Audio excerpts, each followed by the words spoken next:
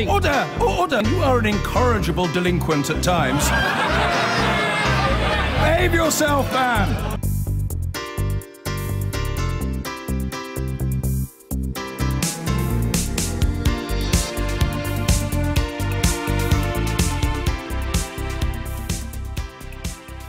Russian response to the British ultimatum over the Salisbury nerve gas attack. In an hour's time, the Prime Minister will reveal the extent of British retaliation in one of the toughest tests of Theresa May's premiership. Good morning, folks. Welcome to this special edition of the Daily Politics, live from Westminster, extended to bring you not only Prime Minister's questions, but Mrs May's promised list of sanctions against the Kremlin and the response of the Leader of the Opposition. We expect to be on air until at least 1:30 this afternoon. This morning, the Prime Minister met with her National Security Council to discuss the British response.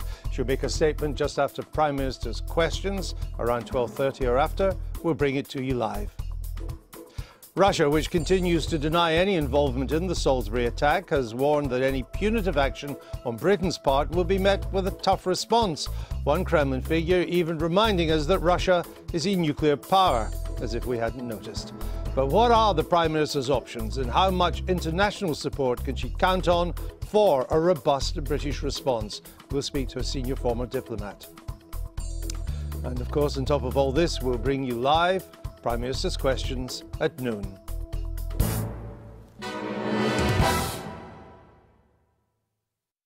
So that's coming up, and with me for the duration, Conservative Vice Chair Chris Skidmore and Shadow Treasury Minister Jonathan Reynolds. Welcome to you both. Well, as expected, Theresa May's midnight deadline for a Russian explanation for the poisoning of former spy Sergei Skripal in Salisbury passed with no response from Moscow. And now we wait to learn what the Prime Minister's next move will be. Russia still denies any involvement in the attack and has warned that any sanctions from us will have consequences against us. Let's get the latest from Richard Galpin, who's in Moscow. Richard, is there any other credible explanation doing the rounds in Moscow? If this wasn't Russia in Salisbury, who was it? Well, I mean, they're saying that they got rid of their chemical weapons stockpiles some time ago, so therefore it could not possibly be Russia, and they're absolutely insisting on that. So they're not giving other theories. I haven't heard anything in terms of saying another country, a rogue country, might have done this. But they're also saying quite clearly, Sergei Lavrov, the foreign minister, that Russia had no motive. But I think, obviously, the British government will look at that with a rather wry smile, given what happened in London in 2006 with the assassination of another man who betrayed his country, Alexander Litvinenko. And clearly, the Russians have past form for assassinating people who have betrayed them, intelligence agents who have then gone to the other side, in this case, working for MI6. My understanding is that Mrs May will reveal that the nerve agent used has been produced only by the Russian government, and that the Russian government has still had stockpiles of it, perhaps not large, but still had some element of it. And that will be the reason why she will say that the British are in no doubt the Russians did it, and hence she's going to outline some sanctions, including expulsions. Are the Russians, are they already drawing up a list of their retaliation in this? Well, I should think they're already prepared, absolutely, yes. And I expect that they will act quickly, assuming that they do retaliate. The Kremlin spokesman this morning has said very clearly, we will retaliate. It'll be tit for tat. So if the Russian ambassador, for example, is expelled and the intelligence officers working in the Russian embassy in London, many of those will be expelled, possibly more than that as well. I think we get there are hints that there will be a much larger number than the expulsions which happened following the death of Alexander Litvinenko. So the Russians are ready, and they're saying that they will retaliate to everything that Britain does. And one interesting quote, something which stands out to me at least, which has come from Dmitry Peskov, the Kremlin spokesperson. He's also effectively firing a warning shot to other countries, for example, in the European Union, presumably the United States as well, saying that we hope that other countries will think about whether there is any evidence provided so far by the United Kingdom. Because, of course, we know Theresa May, Boris Johnson have been working very hard over the past few days to try and get solidarity, to get unity in Europe and other countries, and get these countries behind the UK on this. And now Russia is obviously trying to, basically trying to fragment that. Well, it sounds like it's escalating into a major international story now. We'll leave it there. You have a busy day ahead of you. Thanks for joining us from Moscow. Now, it was on Monday that the Prime Minister gave her ultimatum to President Putin. Here's a reminder of what she said. Mr. Speaker, on Wednesday, we will consider in detail the response from the Russian state. Should there be no credible response, we will conclude that this action amounts to an unlawful use of force by the Russian state against the United Kingdom. And I will come back to this House and set out the full range of measures that we will take in response. Mr. Speaker, this attempted murder using a weapons-grade nerve agent in a British town was not just a crime against the Skripals. It was an indiscriminate and reckless act against the United Kingdom, putting the lives of innocent civilians at risk. And we will not tolerate such a brazen attempt to murder innocent civilians on our soil. Well, that was the Prime Minister speaking to the Commons on Monday. We expect her, she is now coming back to the Commons. She will follow Prime Minister's questions with another statement, more detailed one, on what the British response is going to be. After the murder of former Russian Secret Service operative Alexander Litvinenko in 2006, Britain did expel some Russian diplomats and it enforced tighter visa restrictions on Russian officials. But many argue that these measures didn't go far enough. So what are Theresa May's options now for greater retaliation? Well, here's a list. She could, of course, expel more Russian diplomats from the UK, and that could or may not include the Russian ambassador. The numbers will be important. Ted Heath in '71 kicked out a large number of Russian diplomats.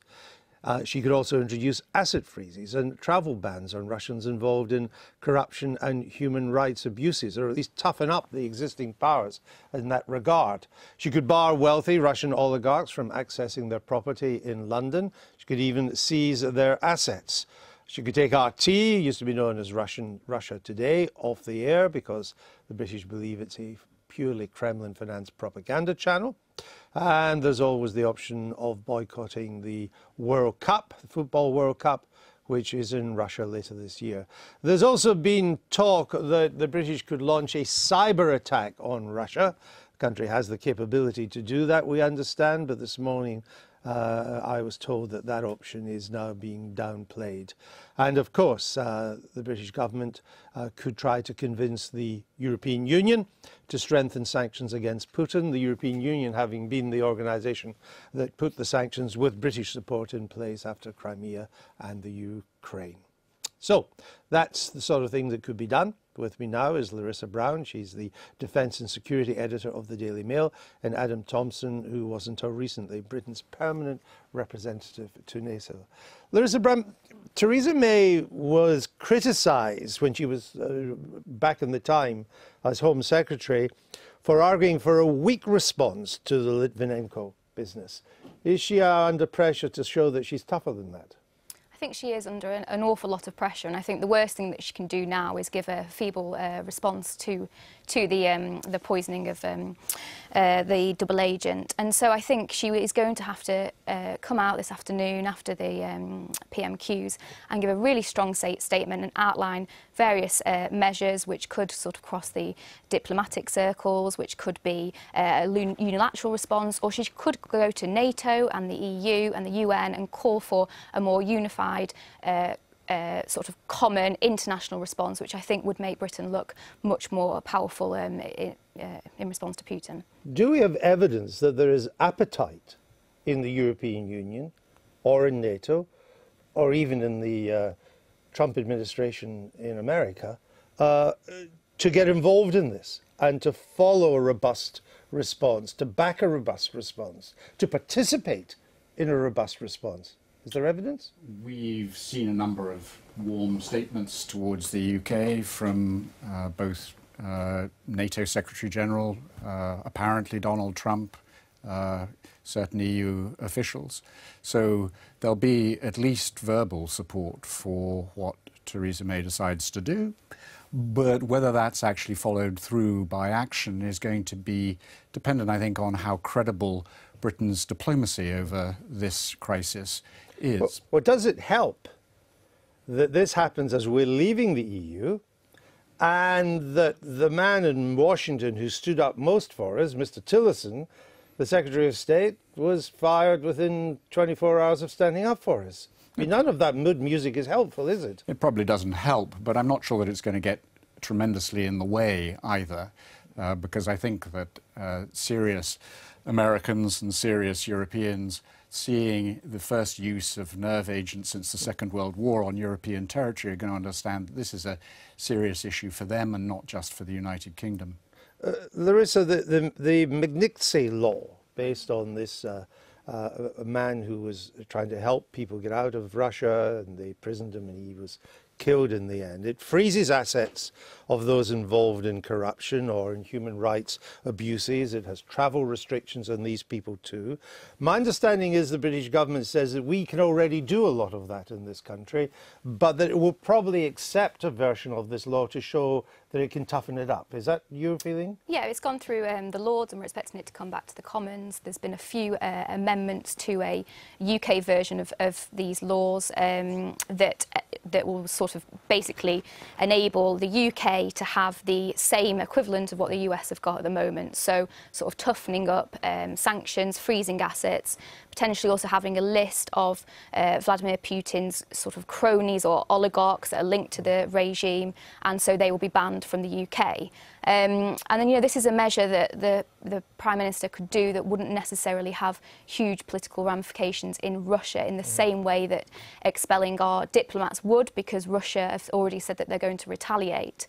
And the same with Russia today. There's obviously talk about that the licence being revoked. But of course, if the UK does that, then in response, Russia's already said that they could end up banning our media organisations from operating. And obviously that would be a huge loss if the BBC, Russia were expelled from Moscow. What does Russia want, in your view, out of all this? I mean, my understanding is in the deliberations today, what happened was called by the Prime Minister in the National Security Council a Kremlin calling card. That this nerve agent was chosen intentionally because we would find out what it had done it, that we would know only they had it, and that the world would know the Kremlin had done this for all their denials. Why? What is the message? What are they sending us? What are they telling us by doing this? It's very hard to read Russia. It always has been, it always will be, and I hesitate. But there's a pattern here of Russian behaviour, both in terms of going after opponents of the regime and of throwing Russia's weight around in Europe and its region a little bit.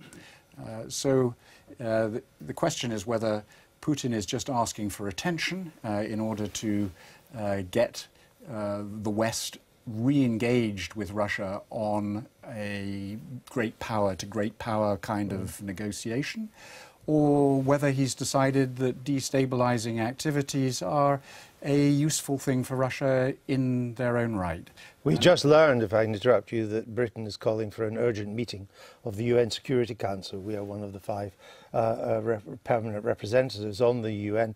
This is Britain's attempt to internationalise this, I assume, to bring to the attention of the other members that, of course, this has happened on British soil, but it is a potential threat to all of them. Is that the way to read it? Absolutely, and that's a basic first step to be taking to raise this in the Security Council and potentially also in the UN General Assembly, the wider forum of the United Nations. But it's not the only thing that Britain should be doing internationally. And in addition to Boris Johnson's efforts with allies individually, the United Kingdom, I am sure, is going to the Organisation for the Prohibition of Chemical Weapons, which monitors and runs the 1997 Chemical Weapons Convention, to take that treaty through its paces on a country suspected of non-compliance and of still holding nerve agents that it should have got rid of.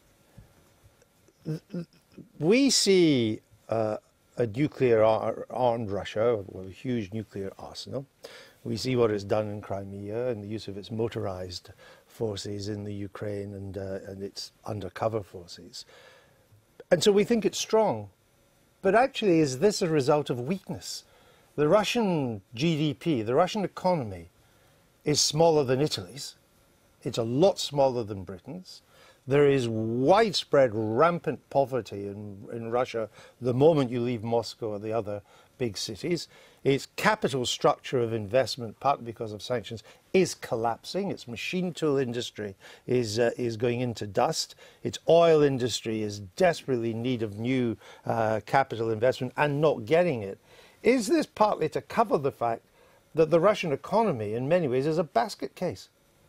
I'd just say the Russians are obviously very good at this, what's been coined the information war, and they're very good at looking like Russia have these, you know, they're brilliant and they're reacting on the international stage and they're standing up for Russian values. And obviously we've got Putin's election coming up, and so I think there have been a lot of people that have suggested that by looking like they're tough, by coming out with these statements, by fighting back against Theresa May, it will only help him in Russia and make the Russian people think that he's actually being strong. It's bread and circuses, isn't it? Yes, of course. But you know, there are things that Britain can do, of course, and there are many things that we could do secretly to hit back at Russia, such as, you know, offensive cyber attacks. How robust should the response be? Well, if Russia are responsible, and let's be honest, it's hard to see right now a credible alternative events that they're not responsible. There has to be a response, because this is one of the most serious incidents I can recall as a parliamentarian. But it has to be effective. I mean, you talk of boycotting the World Cup and things like that. I don't think, frankly, that is the quantum of activity that we're in. But we also can't seek to normalise this in our relations with Russia. I mean, we don't want this to be continued for years to come. And I do think some of the things you've just mentioned, the Magnitsky amendments we were pushing to the anti-money laundering bill last week, which we almost got through, actually. The government shut down the committee to attempt to stop the vote taking place. I think that is where we can actually take some real action, because, frankly, where we're at now, in terms of what we know, what the Prime Minister will say, we've got to respond to this robustly. Should we? I mean, will the Magnitsky amendments, that will now become part of British law, I assume? Well, I think the British government has already begun a sort of anti-corruption strategy, looking not just at Russia but other countries as well. And I think, you know, it's right that we seriously look at what needs to take place legislatively and non-legislatively moving forwards. But why would you resist these? I mean, these are laws now that allow you to target anybody associated with human rights abuses, or if there are doubts that the sums of money they may be moving to this country are a consequence of corrupt practices. When you compare US law with UK law, it's not as simple as saying we can transfer Magnitsky law across, that actually we have some of those powers already in legislation, and the government's previously argued when it looks at sort of visa confiscations, for instance, there is that option there. But why would you not strengthen them? Well, I think that when it comes to looking at strengthening it, you know, we have bills going through the House of Commons where in the past we've looked at strengthening anti-corruption practices, so I can't see why we wouldn't want to do that in future. Would it make sense to close down Russia today, or would that be a gift to the Russians? I mean, we pride ourselves as this being a city and a country which is the home of free speech. The Russians know that what happens in Moscow is increasingly controlled by the state, whether it's a state-operated media or private. If we close their outlet here, they'll retaliate and probably close the BBC and others too. But more importantly, is it a propaganda? The British are meant to be in favour of free speech, but the moment they have a station that they don't like, they close it down.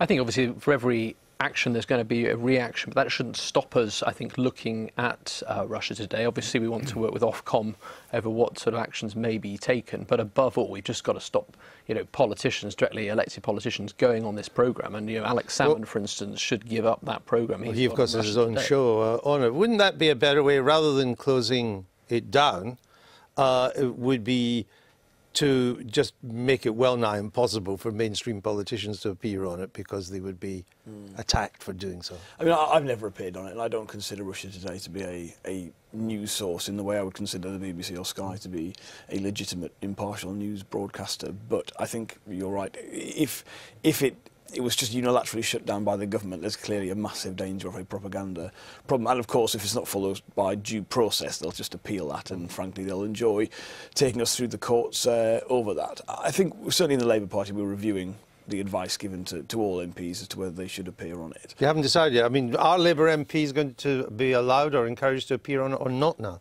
It's being reviewed. That's being reviewed. Individual MPs have their own positions on this, as you know. But in other words, you're divided. Yeah. All right. We'll leave it there. Thank you both for being with us today. Prime Minister's statement will be in under an hour now. Now, the Labour leader, Jeremy Corbyn, he came under fire on Monday for his response to Theresa May's speech on Monday with the Conservative MP Johnny Mercer, describing it as, quote, the most shameful moment in the House of Commons in my time to date, because he hasn't been in the Commons for that long. Here's a flavour of what he had to say. Mr. Speaker, the events in Salisbury on the 4th of March have appalled the country and need thorough investigation. The local community and public services involved need reassurance and the resources necessary.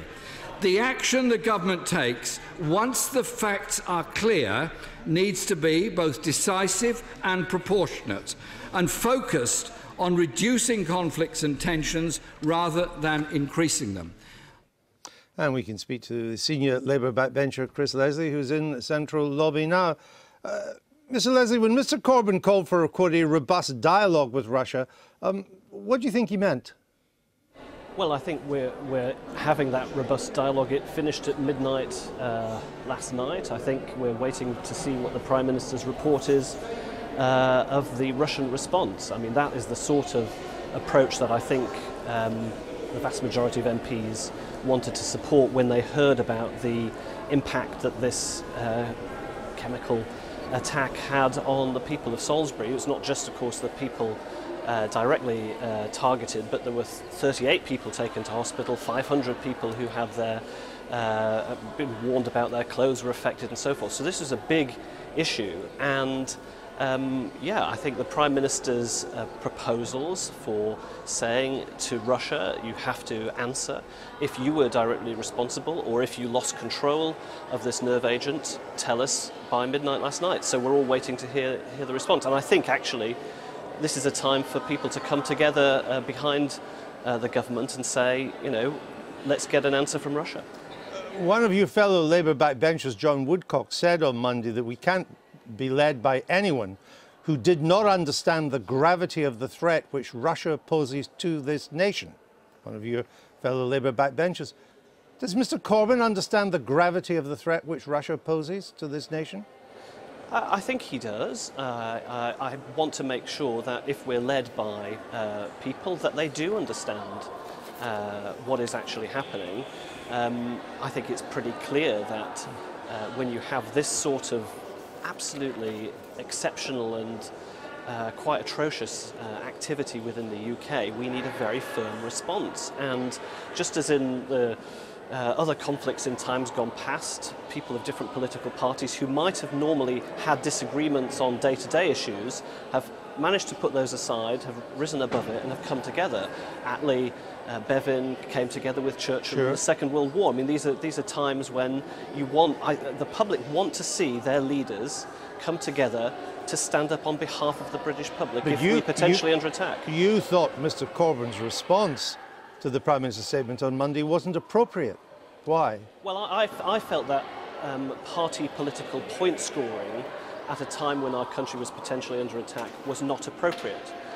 I don't actually regard that as a massively, unusual statement to make. There have been some people on social media and elsewhere who've been saying, actually, yeah, if our country's under attack, it's appropriate to still have partisan attacks. I just disagree with that. But to be honest, I think we need to move on from what happened on Monday. Let's see what the Prime Minister's course of action is going to be, and let's see if Parliament can respond in an appropriate way, because the public are watching and those people who've been affected by this attack are watching.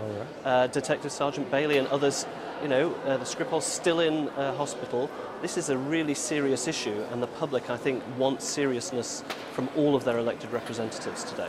Chris Leslie, thank you for that. We'll let you get from Central Hall into the chamber for Prime Minister's questions. Chris Leslie there. In Mr. Corbyn's response to the Prime Minister on Monday, there wasn't a word of criticism of the Kremlin. Why?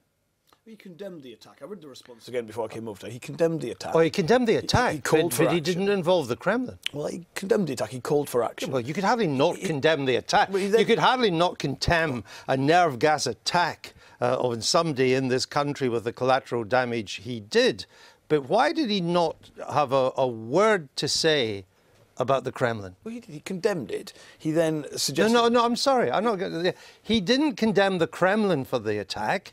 He didn't even say that if the Kremlin's involved, we condemn it. He obviously condemned the attack. Everybody condemns the attack, but he had nothing to say. No words of criticism, no words of indication that the Kremlin was probably involved and therefore attacking them. Why not? Well, he then demanded a response. He proposed, again, what we had already tried to get through the week before in the anti-money laundering bill, the Magnitsky amendments. He proposed one way forward, and he inquired about whether the NHS and other local agencies had the resources there to do it. That strikes me as a fair and proportionate response from a leader of the opposition. Is there not a suspicion in your party that actually Mr. Corbyn, Mr. MacDonald, and those around them in their private offices are actually rather sympathetic to Russia, rather too cosy, close with Russia? No, that's not fair at all. And actually, if you look at the things, not just the specific amendments around replicating the Magnitsky law, the things we've been trying to do in that committee around registers of foreign ownership of property in London. But of course, that covers everybody. Oh, absolutely. That's not just specific to Russia. We all know there is a London is a favoured playground of very, very wealthy Russian people, many of whom have links to the Putin regime. So many, of course, are enemies of Putin as well. Yes, that's true, and that is part of the process too. But what we're saying is there's clearly a lack of transparency and a lack of the law being applied where we think it could be needed. And I think, frankly, the Prime Minister, I know there are now talks now between the two front benches as to whether that can be brought forward on a to move on a common basis. Yes, and basis. frankly, I welcome that. That is the right way forward. And I think we'll see some of that in the statement from the Prime Minister later today. Which is he's not long away because it's coming up to midday here. Let's take a look at Big Ben. I'm afraid Big Ben's face is shrouded in scaffolding today. It's probably hiding its face in case of what might be about to happen. Doesn't want to look. Prime Minister's Questions is only a couple of minutes away. Laura Kunsberg has just joined us now. A busy day for the political editor of the BBC. My understanding is we'll be getting some outline of what the Prime Minister is going to say, and it will involve substantial expulsions. I was told, and what you've heard, that it could be on the scale or close to of what Ted Heath did in 1971. Indeed, and there is, of course, a long history of diplomatic expulsions of Russian diplomats from the UK. And the Prime Minister's strength of language on Monday suggested that she would really have to come back with something that sounded quite dramatic. She didn't say, yes, we will respond in due course with some sort of details. She very clearly said we must take stronger measures than we have on previous occasions. She, in fact, really set the bar very high for herself today. So while I don't expect her to come to the Commons with anything that will surprise us in terms of the actual measure, I don't think she's going to say anything we'll go, my goodness, we couldn't see that coming. But I think in terms of the scale of the actions we expect, it will sound very significant. And I also think there will be some promise of tightening up some of the financial regimes around some Russians abroad here in London, but not a complete green light for the Magnitsky Act, because, of course, that doesn't necessarily apply if you don't know who is behind a particular act, because that's all about targeting named individuals. Yeah, so you need to know also that they had been responsible for human rights abuse, or their money was the product of corruption. You have to have specific information for this law. That's right. And while the government at this point does believe that Russia was either directly or indirectly responsible for this attack, I don't think the government's anywhere near the stage of being able to point fingers at individuals. However, as Jonathan Reynolds was just saying, there is dialogue in a broader sense about potentially how to move forward with that act, but not, as I understand it, in terms of the specific response to this incident. This is a huge foreign policy crisis for the Prime Minister, and the Prime Minister has got very little previous experience of foreign policy. She was Home Secretary for 6 years. It's not her field. Has she been active in trying to bolster support in Europe from the United States? Difficult as that is in Washington at the moment, given you don't know who the Secretary of State is one day to the next. And of course, we're now trying to get this before the UN Security Council. That's right. So has there been a broad campaign almost to get international opinion on side? I think there's been a very considerable effort in government to try to get our allies on board, not just because they believe the magnitude of this means that it is time for the international community to come together in terms of condemnation, but also the realpolitik of it, if you like, is that Britain is an important country, but not the kind of power that it once was, and therefore for a response to seem meaningful, it must be done in conjunction with support, not just warm words, from other countries. Now, that's why it will be very interesting to see whether or not the UK is granted its wish in having an urgent debate at the Security Council at the United Nations in New York. We know the response from the United States was, in the end, pretty much along the lines of what the UK was looking for. We know that the Prime Minister has now spoken to Angela Merkel. President Macron was the first world leader that she spoke to about this. It's definitely been a deliberate effort. What it will amount to, we shall see. We'll see.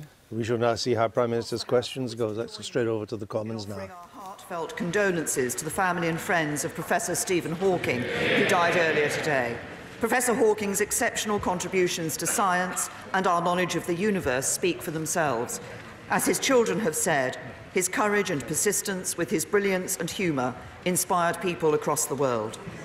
Mr. Speaker, members will also have seen reports of a number of suspicious packages targeting Muslim members. I'm sure the whole House will join me in condemning this unacceptable and abhorrent behaviour, which has no place in our society. I can tell the House that an investigation is underway and steps are being taken to bring the perpetrators to justice. Mr. Speaker, I will be making a statement following PMQs updating the House on the Salisbury incident. This morning I had meetings with ministerial colleagues and others. In addition to my duties in this House, I shall have further such meetings later today. Vicky Foxcroft. Thank you, Mr. Speaker. I want to thank the Prime Minister for agreeing to meet with me to discuss the work of the Cross-Party Youth Violence Commission. Youth violence is complex and needs long-term solutions. But some things can be done right now, such as legislating to ensure that all knives and sharp instruments in shops are locked away or stored behind counters, ensuring no one can steal them and use them. Will she do this? Well, the Honourable Lady has raised a very important issue, and as she says, this is a complex problem and we need to ensure we have long-term solutions for it. My right honourable friend, the Home Secretary, will shortly be publishing a new serious violence strategy which will put an emphasis on interventions early with young people. But it's important we have tough legislation on knives, but we also do need to work in partnership with retailers. We have recently consulted on new measures, including restrictions on knives sold online. And in March 2016, when I was Home Secretary, we reached a voluntary agreement with major retailers about how knives were displayed and the training given to sales staff to support action to tackle knife crime. But the Honourable Lady is right to raise this as an area of concern. Alex Burghardt. Thanks, Mr. Speaker. On the subject of Northern Ireland, does the Prime Minister stand by the commitments made in the joint report of December, and will she confirm that we will accept nothing that will undermine the integrity of the United Kingdom? Prime Minister. Can I confirm to my honourable friend that we stand by all the commitments we made in December? We've been clear that our preferred option is to deliver these through our new partnership with the EU, with specific solutions to address the unique circumstances in Northern Ireland if needed. And the work we're undertaking with the Commission will include that on the final so-called backstop, which will form part of the withdrawal agreement. That cannot be the text that the Commission has proposed. As I've said, that is unacceptable. But we stand ready to work with the Commission and Irish governments to ensure that all of the commitments on Northern Ireland made in the joint report are included in the withdrawal agreement. Jeremy Corbyn. Thank you, Mr. Speaker.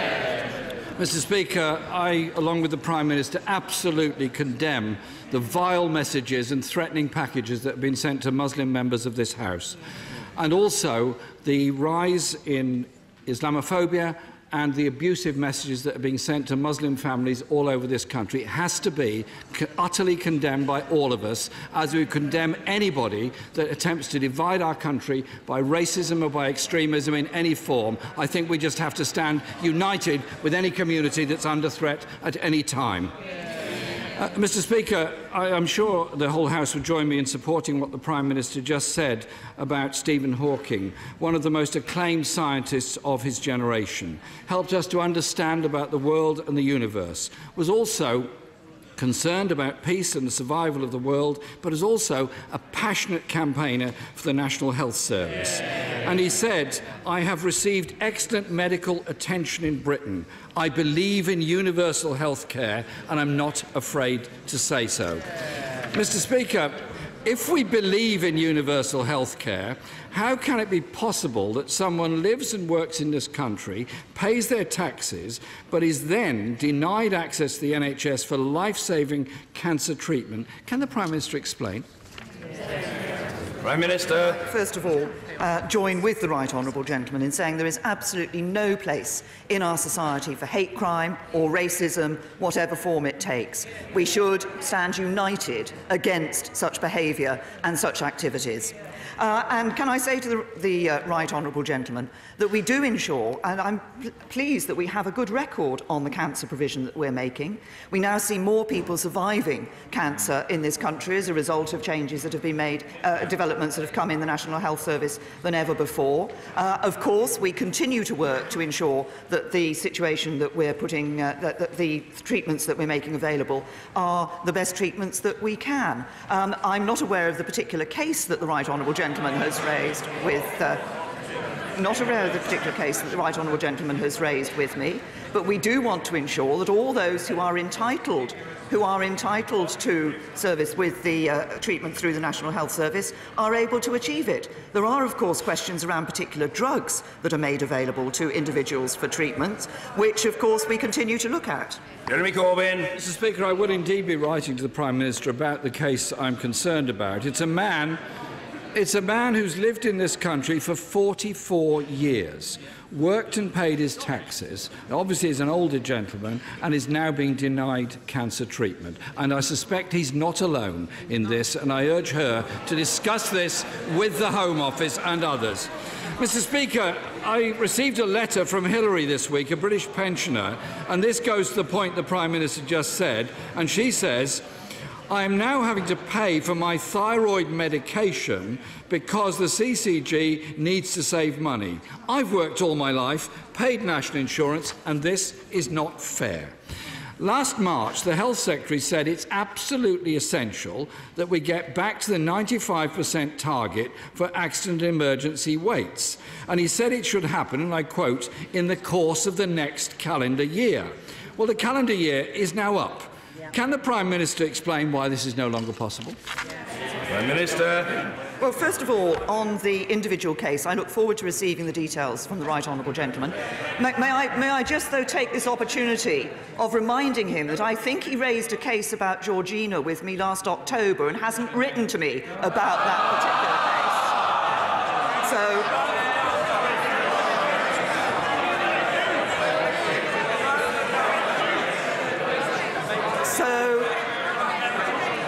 So, as I say, I look forward to receiving the details of the case that he has just set out.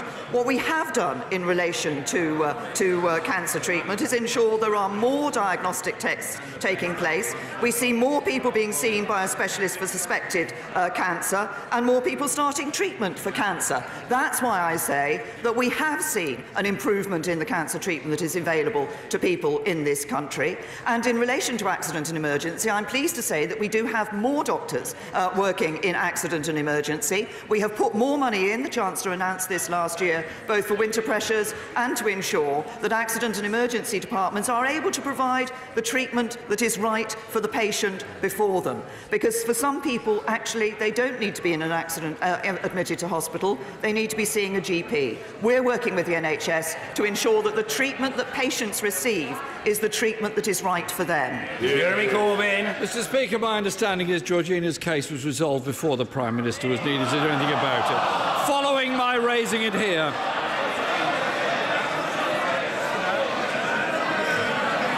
Well, it proves Well, if nothing else, Mr. Speaker, it proves the power of Parliament. Mr. Speaker, key A&E waiting target have not been met since 2015. NHS managers are saying they won't be met till 2019, and February was the worst ever month for accident and emergency performances. NHS Providers Director Saffron Cordery said, "This is the first time we've had to accept the NHS will not meet its key constitutional standards. If we want to provide quality of care, we need the right long-term financial settlement." The NHS is clearly in crisis, so why wasn't there a penny extra for the NHS in yesterday's statement by the Chancellor? Prime Minister. Can I say to the right honourable gentleman, we didn't wait until yesterday's spring statement to announce more money for the NHS. We announced it in the budget last autumn. And as a result of that, the NHS is getting £2.5 billion more in the forthcoming financial year 18-19 and more to fund the nurses' pay settlement when that is resolved. Jeremy Corbyn. Mr. Speaker, under Labour, the 18-week target for non-urgent operations was in place. The target has also been abandoned by the Prime Minister. When will that be reinstated? Prime Minister. Well, the right honourable gentleman talks about under Labour things that were being delivered. Perhaps he might look to see what Labour are doing in Wales in their delivery on the latest annual data. The latest annual data shows, when we're looking at 12-hour waits in A&E, that 3.4% of patients waited over 12 hours in Wales compared to 1.3% in England.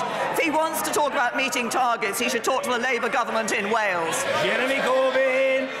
Mr. Speaker, NHS England abandoned its A&E targets until April 2019. It's a bit rich for the Prime Minister to be scaremongering about Wales while she's abandoned the targets in England. Mr. Speaker, a recent... Order, lots of questions to get through and they must be heard. Jeremy Corbyn. A recent NAO report states that NHS funding will fall by 0.3% in 2019. People's lives are at stake. Is the Prime Minister really saying A&E doctors are wrong, NHS managers are wrong, Royal Colleges are wrong, health unions are wrong, and actually it's only she that knows best about the NHS? Prime Minister.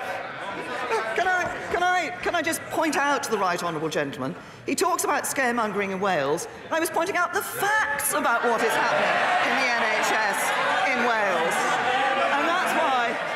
And that's why we do see that's why we do see people in Wales often trying actually to get treatment in England rather than in Wales. But can I also say to the right honourable gentleman, we are putting more money into the National Health Service. We are putting more money into the National Health Service. But what you need in order to be able to do that is to ensure that you have a strong economy to provide the money for the National Health Service. What do we know about the Labour's policies? It would cause a run on the pound, crash our economy, bankrupt Britain, and there'd be less money for the NHS. Jeremy Corbyn. When people are dying because of overcrowding and long waits in our hospitals, I think the Prime Minister should get a grip on it and ensure the NHS now has the money that it needs to deal with the patient demands. In a recent interview, the Health Secretary said of NHS staff, when they signed up to go into medicine, they knew there would be pressurised moments. What they also expected was a recognition, an annual pay rise without cuts in paid leave, proper funding for the National Health Service. And when there are 100,000 unfilled posts, clearly not enough staff around them to share the burden. We started with Professor Stephen Hawking, and he said just a few months ago, there is overwhelming evidence that NHS funding and the number of doctors and nurses are inadequate, and it's getting worse. Does she agree with Professor Hawking? Prime Minister. Once again, I'm very happy to point out some facts to the Right Honourable Gentleman. We have 14,900 more doctors working in the National Health Service. We have almost 13,900 more nurses working on our wards. Why did we put an emphasis on nurses working in our wards? Because of what we saw under the Labour government in mid-Staffordshire. And I just say to the Right Honourable Gentleman this, that what we need to do to ensure that we can provide the funding for the NHS, and we are providing record levels of funding for the NHS, is to ensure that we take a balanced approach to our economy. That's an approach to our economy that deals with our debts, keeps taxes low on working families, and puts more money into our public services like hospitals and schools. Labour's approach would increase the debt. Labour's approach would mean less money for our schools and hospitals, and it would mean higher taxes for ordinary working people, because what we know about the Labour Party is it's always ordinary people who pay the price of Labour. Richard Graham!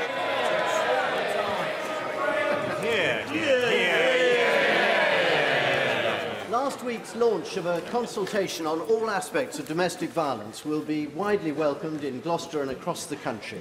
So will the Prime Minister, who has done so much on these issues, confirm today that the government intends to increase spending, bed provision and, where necessary, women's refuges, so that those who have survived get the help and safe haven that they deserve?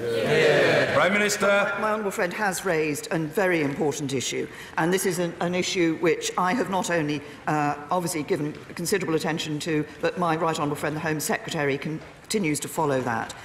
It's a very important point. We are entirely committed to developing a sustainable funding model for refugees.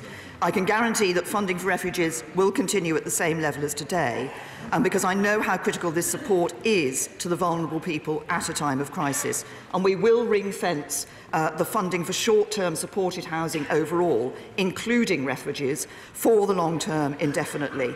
That means no refuge should worry about closing or have any doubts about our commitments to ensure that we provide a sustainable funding model for them. Ian Blackford. Thank you, Mr. Speaker.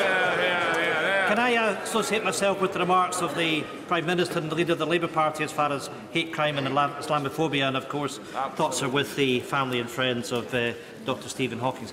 Mr. Speaker, for months the devolved administrations have been waiting for the UK Government to table amendments to Clause 11. On Monday, these long-awaited amendments were published, but without the agreement of the devolved governments. Can the Prime Minister tell the House why these amendments have been forced on the devolved administrations?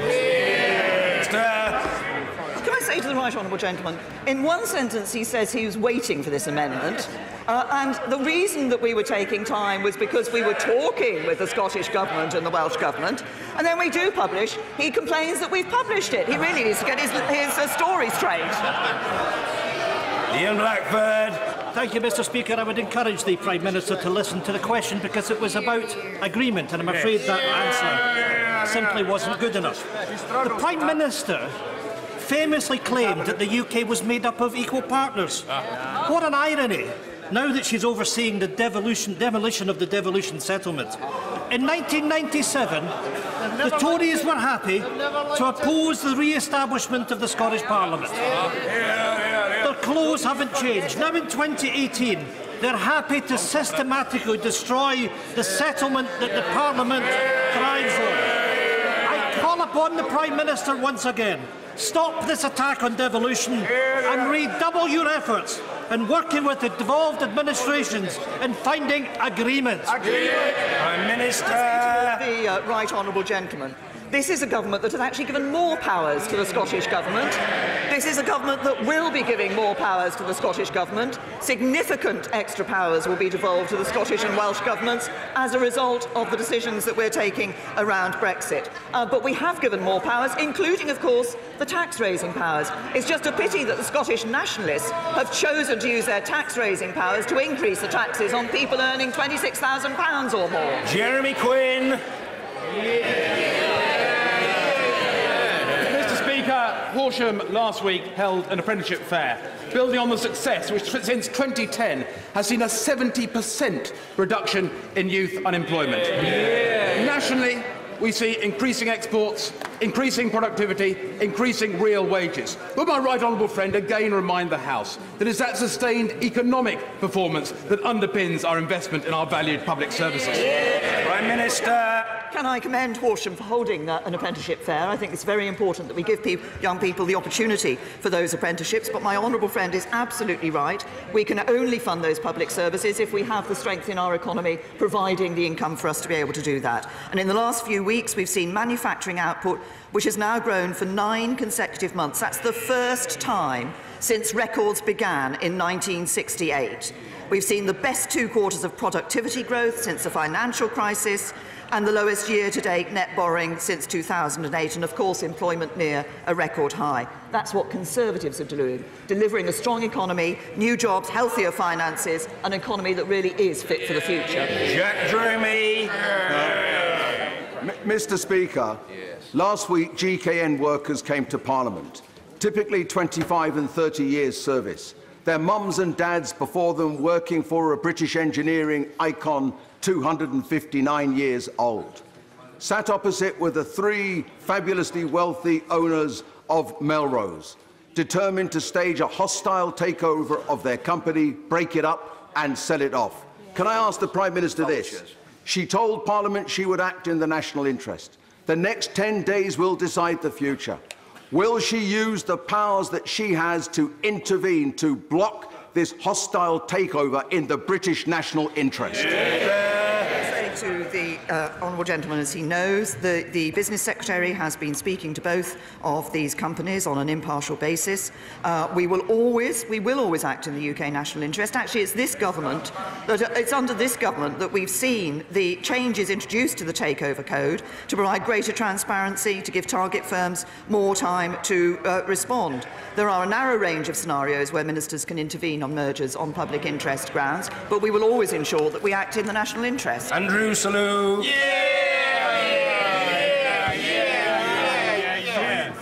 3,157 medical students are going into general practice this year, which is excellent news.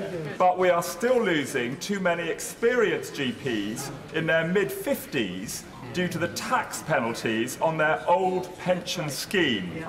Would the government look at a targeted, time-limited exemption on this dedicated group of clinicians who do so much for the health of us all? Prime Minister. I say to my honourable friend, this is an important point. As he will know, experienced senior hospital doctors and GPs who become a member of the National Health Service pension scheme benefit from one of the best available defined benefit occupational pension schemes. And we provide generous tax reliefs to allow everyone to build up a pension pot worth just over £1 million tax-free. But the issue that he's raising is that GPs are not penalised if they work after age 55, but many may have exhausted the generous allowance for tax relief that is available by that time. But I can say to my honourable friend that the Chancellor of the Exchequer was, of course, listening to the question that he raised. Mr. Virendra Sharma. Thank you, Mr. Speaker. The 13th of April this year represents the 99th anniversary of the Jallianwala Bagh in Amritsar, in India, known as Jallianwala Bagh massacre, in which more than 1,000 peaceful protesters were murdered by soldiers under the command of General Dyer. Will the Prime Minister join me in commemorating the massacre and meet with me and others campaigning for this shameful episode to be remembered across the UK? Prime Minister. The honourable gentleman has raised a very specific issue and a very specific point, and I will be happy to look at the question that he's raised with me and respond to him in writing. Leo Doherty. Thank you, Mr. Speaker. In my constituency, Farnborough, in the borough of Rushmore, is the birthplace of British aviation, and now home to a thriving range of aviation, aerospace and defence businesses, including the Airbus Zephyr. Will my honourable friend, the Prime Minister, join me in extending our best wishes to the Zephyr team as they look forward to making a world record-breaking attempt for high-altitude unmanned aviation. Prime Minister. I'm very happy to join with my honourable friend in wishing all the very best to the Zephyr team in the attempt that they are making. But he's right that his constituency plays a very crucial role in the aerospace industry, and I'm pleased to say that we're continuing to work with that industry through the Aerospace Growth Partnership to ensure that we can further enhance that industry, and we wish the Zephyr team well. Bill Esterson. Mr. Speaker, the UK has the lowest growth in the G7. So why is the government's answer to this to give handouts to some of the wealthiest bankers to fund an already lavish lifestyle, paid for by taking the crumbs off the table of those on universal credit whose children depend on free school meals? Prime Minister. First of all, the honourable gentleman might not have noticed that the wealthiest 1% of people in this country are now paying the biggest share of tax, 28%, than they ever did under a Labour government. But if he's referring to the bank levy, can I also say to him, it was the Conservative Party that introduced the bank levy that has raised £15 billion and is predicted to raise a further £11 billion that we can spend on public services. It is the Conservative government that is changing the way we do it, so we do it in a better way. So in future, we will be raising nearly £19 billion extra from the banks over the next 5 years. That's £3 billion more money from the banks to be spent on public services. Neil Parish. Great British food is produced by hard-working farming families in this country. As we produce a new British agricultural policy, does my right honourable friend agree with me that supporting food production in this country is a public good? Yes. Prime Minister. Very happy to agree with my honourable friend the importance of food production in this country. I'm also happy to commend the work of hard-working farmers up and down the country, but also all those who work in our food production industry. And we now have, as my honourable friend will know, a historic opportunity as we leave the EU to deliver a farming policy that is going to work for the whole industry. Bridget Phillipson. Thank you, Mr. Speaker. Just minutes ago, Facebook announced that they will be taking down several pages associated with the extremist group Britain First. Does the Prime Minister join me in welcoming that? But does she not also accept that there needs to be a clear role provided by government to give guidance to social media companies on how they operate in our democracy?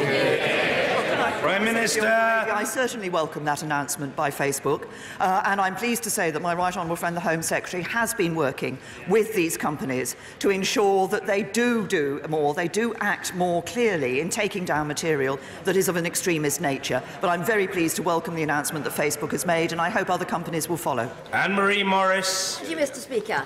May I first congratulate the Prime Minister on her pioneering work in fighting modern-day slavery. However, has she been advised that a central plank of her law enforcement policy isn't working? With 65 prosecutions of traffickers abandoned last year because of victim fear as to their safety, and no reparations orders to compensate victims for the ordeals made against convicted traffickers. Prime Minister. I thank my honourable friend for raising what is a very important issue.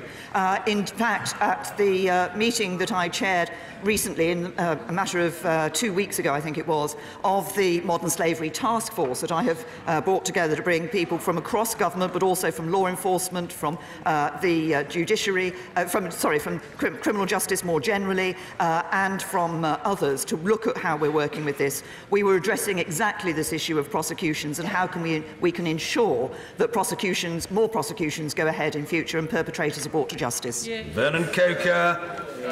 Shockingly, in this country, in 2017, there were 2,120 children who were identified as being possible potential victims of child slavery. I know the Prime Minister's personal commitment to tackling this issue, but surely we ought to have more data. We have no idea how many of those children go missing. We have no idea how many are deported, and we have no idea how many are re-trafficked.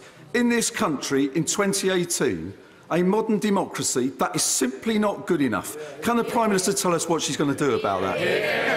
The honourable gentleman has raised a very important issue, and it has been a concern for a long time, where children are identified as the victims of slavery, the victims of human trafficking, and when sometimes we do see them, sadly, being in a position where they are then able to be taken out by traffickers and resubmitted to the horrible circumstances that brings to them.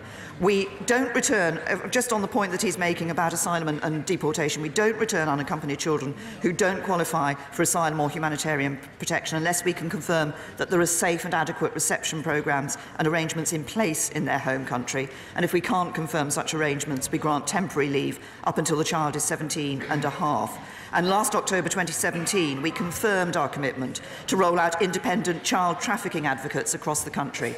This is a system that we piloted previously, which will give support to those child victims to ensure that they are given the support they need and that they don't fall back into the hands of traffickers. Lucy Allen. Very much, Mr. Speaker. Like many towns and cities across the country, Telford has had some experiences of distressing cases of child sexual exploitation. The authorities in Telford have now agreed to conduct an independent inquiry to find out what happened and to give victims answers. Will my right honourable friend join me in congratulating two brave women, campaigner Holly Archer and Sunday Mirror journalist Geraldine McKelvey, for their work in bringing this about? And will she agree to do everything possible to ensure this inquiry starts without delay and leaves no stone unturned? Prime Minister. I say to my honourable friend, I think we have all been shocked by the horrific case that we have seen in Telford of some of the most vulnerable in our country being preyed upon by ruthless criminals. Sadly, of course, this is not the first example that we have seen taking place across our country. I'm very happy to join my honourable friend in congratulating Holly and Geraldine for the work that they have done. This is not easy, but it's right that they have brought this to light and that action can be taken. I'm pleased that the authorities are now going to conduct an inquiry. It is, as my honourable friend says, important that it begins its work in order to get to the truth and does that as quickly as possible. And I understand that my honourable friend will be meeting my honourable friend, the Parliamentary Under Secretary for Crime, Safeguarding and Vulnerability, to discuss this issue. Joe Platt. Shortly after the Prime Minister took office, she said that she wanted to put the government on the side of the poorest in society. She even stood in front of a crumbling sign that said she wanted a country that works for everyone. But with a recent IFS report stating that 37% of children are set to live in poverty by 2022, what went wrong, Prime Minister? Prime Minister.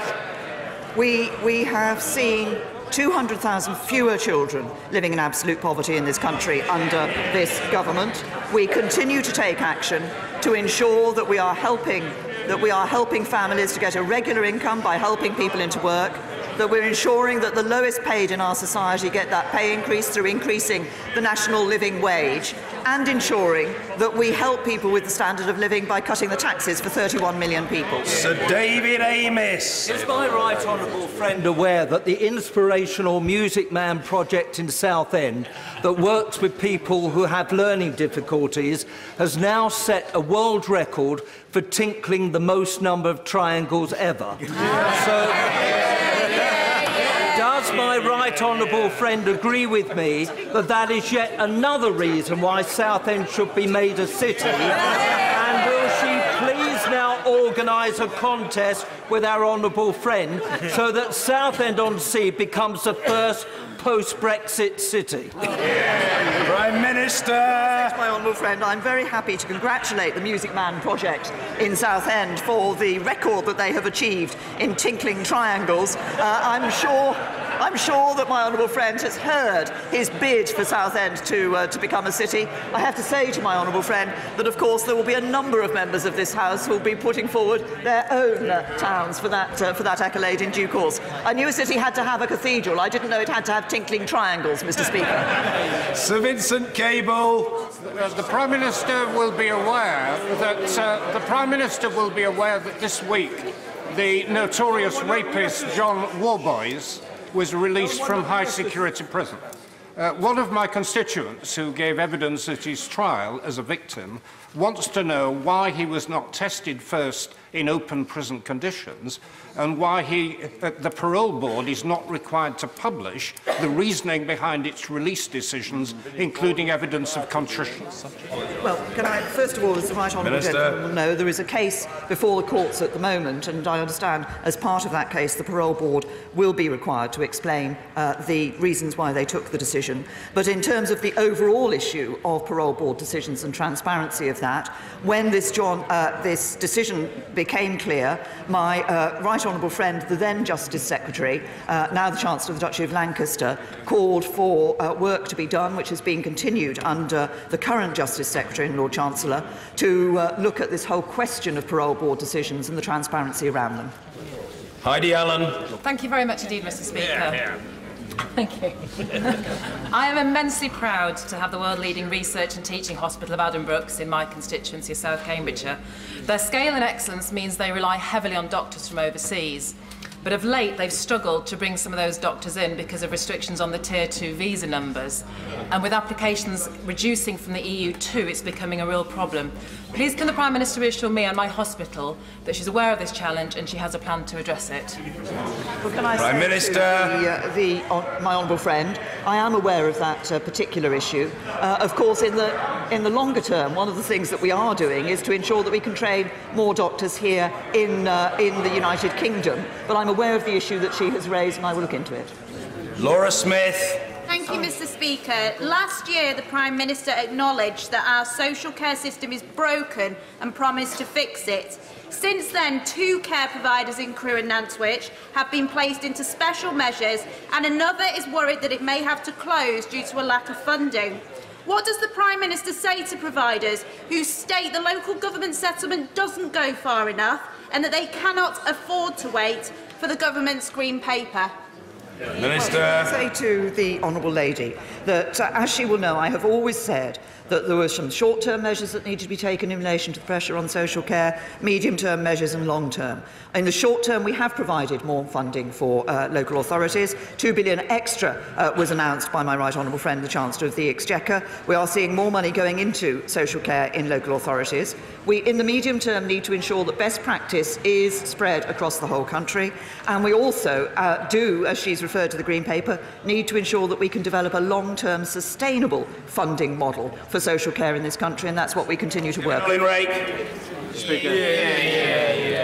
It is sadly a matter of public record that RBS and HBOS deliberately asset stripped thousands of potentially viable businesses to benefit their own bank or individual bankers. And evidence before the High Court indicates that Lloyds may also be guilty of the same. Would the Prime Minister consider the calls of the all-party group for fair business banking, which has been endorsed by the Chief Executive of the FCA, Andrew Bailey, for a full public inquiry into this disgraceful scandal?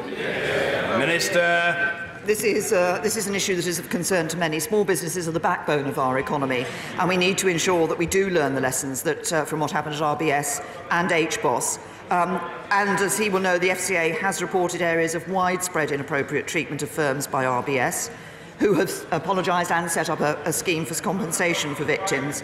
There is an ongoing investigation which is continuing to be conducted by the FCA into RBS, and they're also undertaking 2 separate investigations into HBOS. But we will continue to work with the independent regulator and the industry to ensure that small and medium-sized businesses get the support they need. Catherine West. Thank you, Mr. Speaker. Just since Christmas, there have been 5 high-profile gun crimes in Haringey, including one last Thursday when a 19-year-old young man named Kelvin Odunyi was shot in the head with the marksman a pillion on the back of a moped to the entrance of a cinema in Wood Green. We know our streets are plagued by knife crime. Now the intent to kill with a gun takes the epidemic to a whole new level. This can't go on and it must stop. Will the Prime Minister please meet with me and community leaders to put an end to this epidemic of gun crime?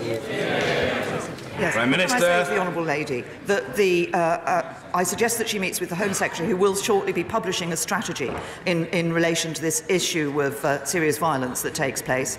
We're all concerned about the use of mopeds has been known for snatching, for effectively mugging, and that's something that my right honourable friend, the Home Secretary, had already been looking at and working on with the police. But on this issue that she's raised of gun crime, I'm sure my right honourable friend will be happy to meet her. Mr Peter Bone. Thank you, Mr Speaker. Following the question from the right honourable member for Gedling, could I agree entirely with what he said?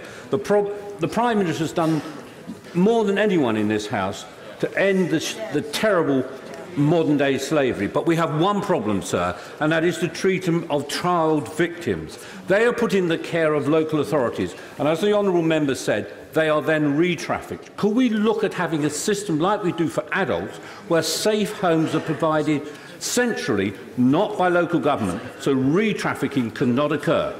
Prime Minister. Yes, well, my honourable friend follows up the right honourable member for Gedling on an important point about these child victims of trafficking, and I will certainly look at the issue that he has raised. The independent child advocates that I referred to in my response to the right honourable member for Gedling was one way in which we feel we can give greater support to these child victims to ensure that we do not see them being lost to the local authorities and being re-trafficked, because he's absolutely right. It is a scandal when a victim goes into the care of a local authority and then somebody is able to come along and remove them from that care and take them back into slavery. Order. Statement. And PMQs comes to an end, but we stay in the Commons for a statement on Russia by the Prime Minister, Mrs May. Speaker, I would like to make a statement on the response of the Russian government to the incident in Salisbury. First, on behalf of the whole House, let me pay tribute once again to the bravery and professionalism of all the emergency services, doctors, nurses and investigation teams who have led the response to this appalling incident. And also to the fortitude of the people of Salisbury. And let me reassure them that, as Public Health England have made clear, the ongoing risk to public health is low, and the government will continue to do everything possible to support this historic city to recover fully. Mr Speaker, on Monday I set out that Mr Skripal and his daughter were poisoned with a Novichok, a military-grade nerve agent developed by Russia. Based on this capability, combined with their record of conducting state-sponsored assassinations, including against former intelligence officers whom they regard as legitimate targets, the UK government concluded that it was highly likely that Russia was responsible for this reckless and despicable act. And there were only two plausible explanations. Either this was a direct act by the Russian state against our country, or conceivably the Russian government could have lost control of a military-grade nerve agent and allowed it to get into the hands of others. Mr Speaker, it was right to offer Russia the opportunity to provide an explanation. But their response has demonstrated complete disdain for the gravity of these events. They have provided no credible explanation that could suggest they lost control of their nerve agent. No explanation as to how this agent came to be used in the United Kingdom. No explanation as to why Russia has an undeclared chemical weapons programme in contravention of international law. Instead, they have treated the use of a military-grade nerve agent in Europe with sarcasm, contempt and defiance. So, Mr Speaker, there is no alternative conclusion other than that the Russian state was culpable for the attempted murder of Mr Skripal and his daughter, and for threatening the lives of other British citizens in Salisbury, including Detective Sergeant Nick Bailey. This represents an unlawful use of force by the Russian state against the United Kingdom. And as I set out on Monday, it has taken place against the backdrop of a well-established pattern of Russian state aggression across Europe and beyond. It must therefore be met with a full and robust response, beyond the actions we have already taken since the murder of Mr Litvinenko, and to counter this pattern of Russian aggression elsewhere. As the discussion in this House on Monday made clear, it is essential that we now come together with our allies to defend our security, to stand up for our values, and to send a clear message to those who would seek to undermine them. This morning I chaired a further meeting of the National Security Council, where we agreed immediate actions to dismantle the Russian espionage network in the UK, urgent work to develop new powers to tackle all forms of hostile state activity, and to ensure that those seeking to carry out such activity cannot enter the UK, and additional steps to suspend all planned high-level contacts between the United Kingdom and the Russian Federation. Let me start with the immediate actions. Mr. Speaker, the House will recall that following the murder of Mr. Litvinenko, the UK expelled 4 diplomats. Under the Vienna Convention, the United Kingdom will now expel 23 Russian diplomats who have been identified as undeclared intelligence officers. They have just 1 week to leave. This will be the single biggest expulsion for over 30 years, and it reflects the fact that this is not the first time that the Russian state has acted against our country. Through these expulsions, we will fundamentally degrade Russian intelligence capability in the UK for years to come, and if they seek to rebuild it, we will prevent them from doing so. Second, we will urgently develop proposals for new legislative powers to harden our defences against all forms of hostile state activity. This will include the addition of a targeted power to detain those suspected of hostile state activity at the UK border. This power is currently only permitted in relation to those suspected of terrorism. And I have asked the Home Secretary to consider whether there is a need for new counter-espionage powers to clamp down on the full spectrum of hostile activities of foreign agents in our country. Mr. Speaker, as I set out on Monday, we will also table a government amendment to the Sanctions Bill to strengthen our powers to impose sanctions in response to the violation of human rights. In doing so, we will play our part in an international effort to punish those responsible for the sorts of abuses suffered by Sergei Magnitsky. And I hope, as with all the measures I am setting out today, that this will command cross-party support.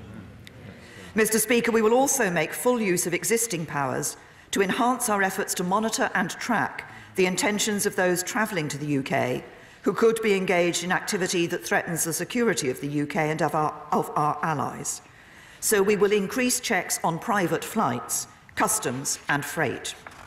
We will freeze Russian state assets wherever we have the evidence that they may be used to threaten the life or property of UK nationals or residents. And led by the National Crime Agency, we will continue to bring all the capabilities of UK law enforcement to bear against serious criminals and corrupt elites. There is no place for these people or their money in our country. Mr. Speaker, let me be clear. While our response must be robust, it must also remain true to our values as a liberal democracy that believes in the rule of law. Many Russians have made this country their home, abide by our laws, and make an important contribution to our country, which we must continue to welcome. But to those who seek to do us harm, my message is simple. You are not welcome here. Mr. Speaker, let me turn to our bilateral relationship. As I said on Monday, we have had a very simple approach to Russia: engage but beware.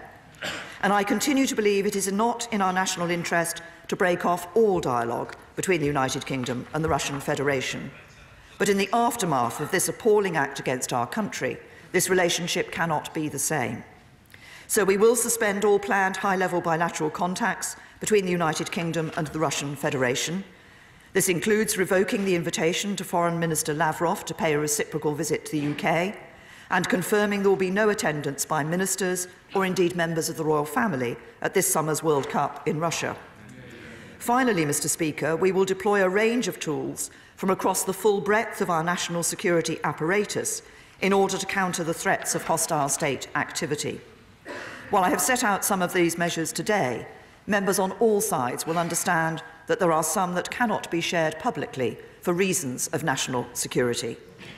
And of course, there are other measures we stand ready to deploy at any time should we face further Russian provocation. Mr. Speaker, none of the actions we take are intended to damage legitimate activity or prevent contacts between our populations. We have no disagreement with the people of Russia, who have been responsible for so many great achievements throughout their history. Many of us looked at a post-Soviet Russia with hope. We wanted a better relationship. and it is tragic that President Putin has chosen to act in this way. But we will not tolerate the threat to life of British people and others on British soil from the Russian government, nor will we tolerate such a flagrant breach of Russia's international obligations. Mr. Speaker, as I set out on Monday, the United Kingdom does not stand alone in confronting Russian aggression. In the last 24 hours, I have spoken to President Trump, Chancellor Merkel and President Macron. We have agreed to cooperate closely in responding to this barbaric act and to coordinate our efforts to stand up for the rules-based international order which Russia seeks to undermine. I will also speak to other allies and partners in the coming days. And I welcome the strong expressions of support from NATO and from partners across the European Union and beyond. Later today in New York, the UN Security Council will hold open consultations where we will be pushing for a robust international response. We have also notified the Organisation for the Prohibition of Chemical Weapons about Russia's use of this nerve agent, and we are working with the police to enable the OPCW to independently verify our analysis. Mr. Speaker, this was not just an act of attempted murder in Salisbury, nor just an act against the UK. It is an affront to the prohibition on the use of chemical weapons, and it is an affront to the rules-based system on which we and our international partners depend. We will work with our allies and partners to confront such actions wherever they threaten our security at home and abroad, and I commend this statement to the House. Jeremy Corbyn. Thank you, Mr. Speaker. I would like to thank the Prime Minister for advance sight of her statement and echo absolutely her words about the service of our emergency and public services. The attack in Salisbury was an appalling act of violence. Nerve agents are abominable if used in any war. It is utterly reckless to use them in a civilian environment. This attack in Britain has concerned our allies in the European Union, NATO and the UN, and their words of solidarity have strengthened our position diplomatically. Our response as a country must be guided by the rule of law, support for international agreements and respect for human rights. So when it comes to the use of chemical weapons on British soil, it is essential that the government works with the United Nations to strengthen its chemical weapons monitoring system and involves the Office of the Prohibition of Chemical Weapons. The Prime Minister said on Monday, either this was a direct act by the Russian state or the Russian government lost control of their potentially catastrophically damaging nerve agent and allowed it to get in the hands of others. Our response must be both decisive and proportionate and based on clear evidence. If the government believes that it is still a possibility that Russia negligently lost control of a military-grade nerve agent, what action is being taken through the OPCW with our allies? I welcome the fact the police are working with the OPCW. And has the Prime Minister taken the necessary steps under the Chemical Weapons Convention to make a formal request for evidence from the Russian government under Article 9.2? How has she responded to the Russian government's request for a sample of the agent used in the Salisbury attack to run its own tests? Has high-resolution trace analysis been run on a sample of the nerve agent, and has that revealed any evidence as to the location of its production or the identity of its perpetrators? And can the Prime Minister update the House on what conversations, if any, she has had with the Russian government? And while suspending planned high-level contacts, does the Prime Minister agree that it is essential to maintain a robust dialogue with Russia in the interest of our own and wider international security? With many countries, Mr. Speaker, speaking out alongside us, the circumstances demand that we build an international consensus to address the use of chemical weapons. We should urge our international allies to join us and call on Russia to reveal without delay full details of its chemical weapons programme to the Organisation for the Prohibition of Chemical Weapons. It is, as we on these benches have expressed before, a matter of huge regret that our country's diplomatic capacity has been stripped back with cuts of 25% in the last 5 years. It is, Mr.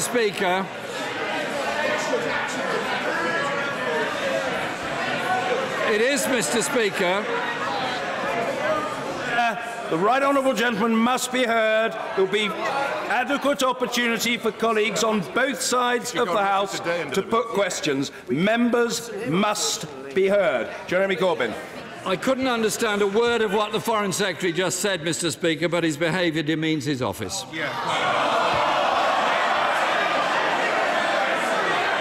It is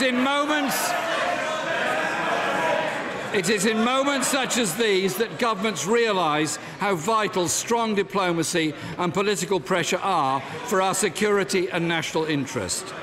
The measures we take have to be effective, not just for the long-term security of our citizens, but to secure a world free of chemical weapons. So can the Prime Minister outline what discussions she has had with our partners in the European Union, NATO and the UN, and what willingness there was to take multilateral action? While the poisonings, Mr. Speaker, of Sergei and Yulia Skripal are confronting us today, what efforts are being made by the government to reassess the death of Mr. Skripal's daughter, Ludmila, who died in 2012, and the deaths of his eldest brother and son, who have both died in the past 2 years? We have a duty to speak out against the abuse of human rights by the Putin government and its supporters, both at home and abroad. And I join many others in this House in paying tribute to the many campaigners in Russia for human rights and justice and democracy in that country. And Mr. Speaker, we must do more to address the dangers posed by the state's relationship with unofficial mafia-like groups and corrupt oligarchs. We must also expose the flows of ill-gotten cash between the Russian state and billionaires who become stupendously rich by looting their country and subsequently use London to protect their wealth.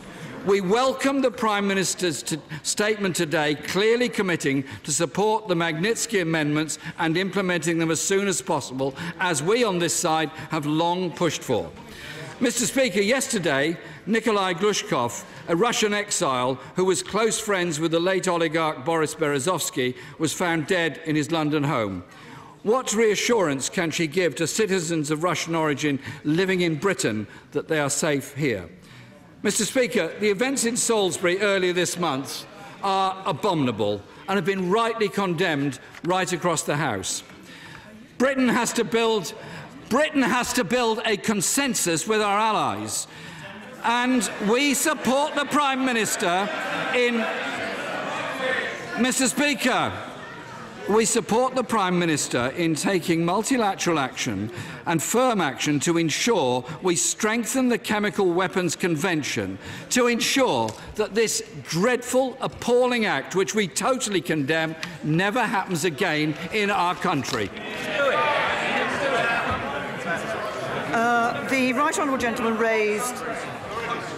The right honourable gentleman that was Jeremy Corbyn, Leader of the Opposition, responding to the Prime Minister's statement on Russia. The Prime Minister said that they had no alternative now but to include that the Russian state was culpable in the attacks in Salisbury and that it involved the unlawful use of force against the United Kingdom and that a full and robust response was demanded.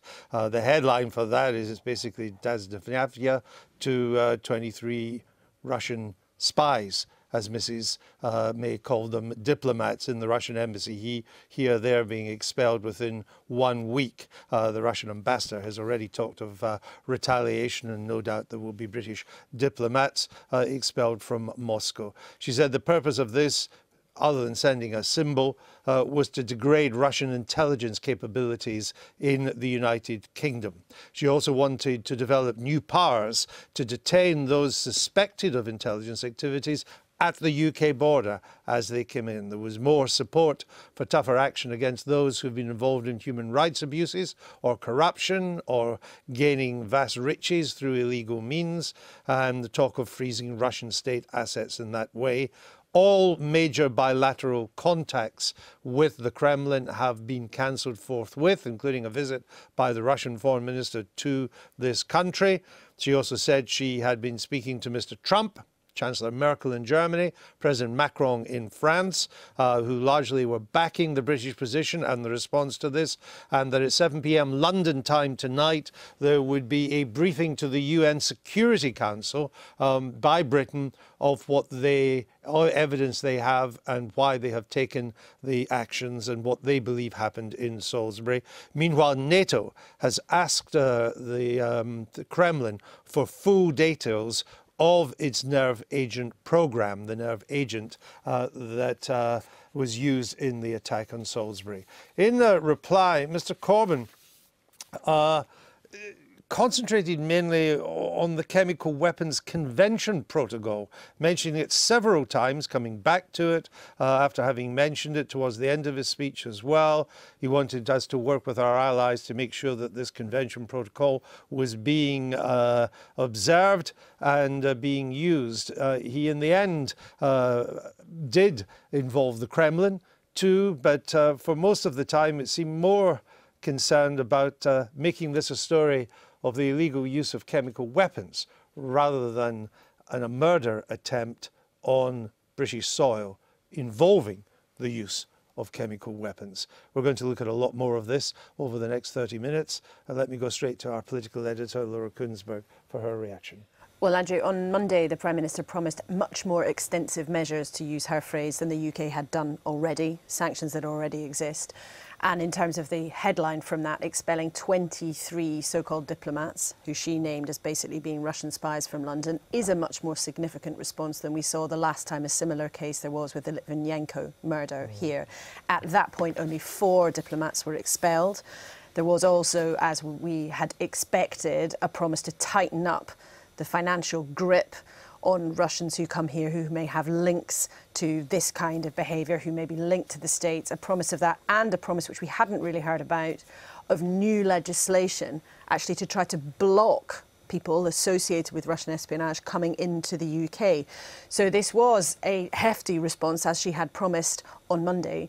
What she did not do, however, was go as far as some people had been expecting earlier in the week, was to think about how she might involve NATO, or how they might actually coordinate some kind of international response. Now, we know that there are these meetings coming. We know there's been a strong response from NATO, but there was no sort of commitment to push for a particular international response to this incident. But she has gone quite far. And we saw more of that tone from the Prime Minister, that she clearly wants to be seen as if she is not going to be hedging here. She is not going to be fudging. And again, more of that very uncomfortable tension in the House of Commons over how Jeremy Corbyn replied. And you could hear that barracking through the statement. Is this sufficiently robust? I think that was an appropriate statement, both from the Prime Minister and from Jeremy's Leader of the Opposition. I think it's good to see, frankly, some more agreement perhaps around some of the legislative changes we might make in the House of Commons going forward. I hope the Russians take the opportunity which is clearly there, which is to say somehow they have lost control of this nerve agent, and that is essentially the account they could give, which would at least give them some sort of diplomatic route out of this. But you know, I can't see any other actions other than the ones we're discussing now, because I don't see how we can back down in the face of this. Mr. Corbyn wants us to share samples with the Russian government. That's the Russian government's position. I believe Should there's we do some that? sort of convention that covers that. I mean, But is this a matter of a chemical weapons convention? why did the Leader of the Opposition make it so much about the process of implementing a chemicals weapons convention? This is not about the Chemical Weapons Convention. This is about the attempted murder by a foreign state of somebody on British soil. That's the issue, isn't it? Fundamentally that, but this is an issue. I mean, as the Prime Minister said in her statement, if there is an undisclosed chemical weapons programme in Russia, frankly, that has to be brought under international law. That is a legitimate issue to raise. If it's undisclosed, and if the Russians have continued with a chemical weapons capability, which many people think is the case, despite having signed up to the Chemical Weapons Convention, the Kremlin is hardly going to fess up and say, oh, yeah, actually, we have got some of this stuff. Where's the realism in that? Whether they will or not, that is the appropriate course of international action to take. We can't just sit back and be comfortable if there is an undisclosed chemical weapons regime. But what makes you think that they would ever agree to that? They would never admit that? Well, that doesn't mean the rest of the world shouldn't take action against Russia because of that. This is an international but the rest of the world has. NATO has asked to learn more. NATO has asked the Russians to say, looks like you have got some of this nerve gas. We thought it was all to be abolished, but it looks like you have some. Tell us about it. But why? And that NATO's done the right thing there.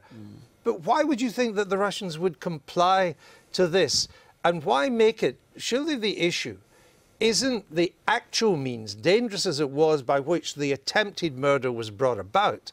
That's what they chose. They could have chosen to use guns, they could have chosen to use poison, all sorts of things. The issue is surely the attempted murder, not the means of the murder. Well, it is, but clearly no one right now can ascribe reasonable motives to how Russia is acting. I mean, frankly, this is reckless behaviour from Russia, and all of these things should form our response to it. The chemical weapons regime, the domestic legislative environment we have in the UK. Reckless behaviour, because you don't use this as a means of assassination without knowing that it's going to be found out.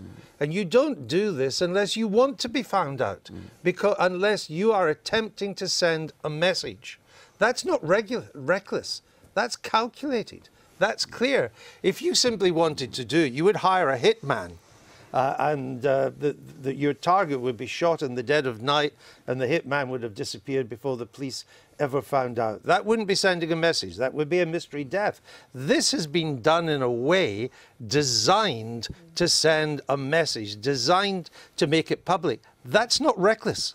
I can see what you're saying, but I think it's reckless in the sense of it's hard to see how this meets Russian objectives in a way which doesn't make them more isolated in the international community, more pressure on their economy, more pressure on people associated with the Putin regime.